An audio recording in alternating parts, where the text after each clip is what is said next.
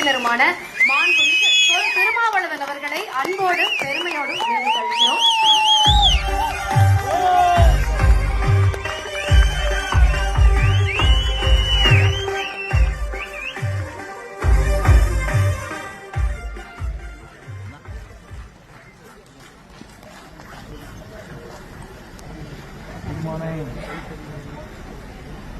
Sir வணக்கம். வணக்கம். எப்படி இருக்கீங்க சார்?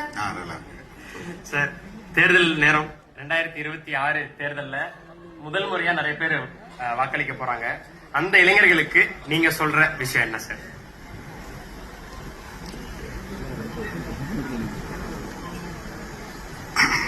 வாக்காளர்கள் கடந்த காலத்தில் இருந்ததை போல் இல்லை, மிகுந்த அரசியல் விழிப்புணர்வு பெற்றவர்களாக இருக்கிறார்கள். ஒப்பீட்டளவிலே தமிழகத்தை சார்ந்த வாக்காளர்கள் நன்கு அரசியல் புரிதல் உள்ளவர்களாக, அரசியல் கட்சிகளையும் தலைவர்களையும் மதிப்பீடு செய்யக்கூடிய வலிமை உள்ளவர்களாக இருக்கிறார்கள் என்பது என்னுடைய நம்பிக்கை.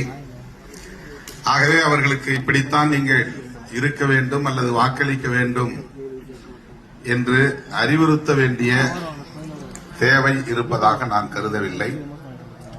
ஆனால் ஒன்று, அதை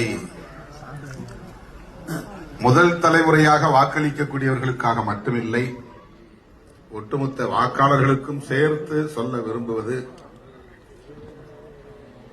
தமிழ்நாடு இந்திய தேசத்தில் ஒரு அங்கம்.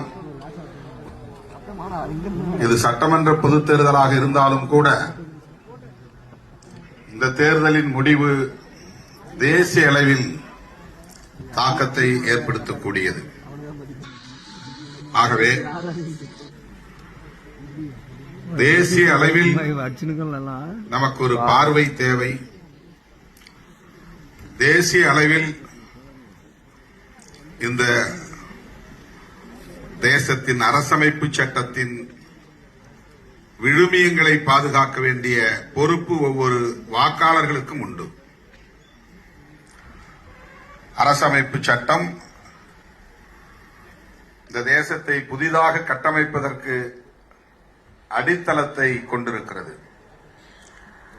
அந்த அடித்தளம் எத்தகையது என்பதை வாக்காளர்கள் அறிந்திருக்கிறார்கள், அறிந்திருக்க வேண்டும்.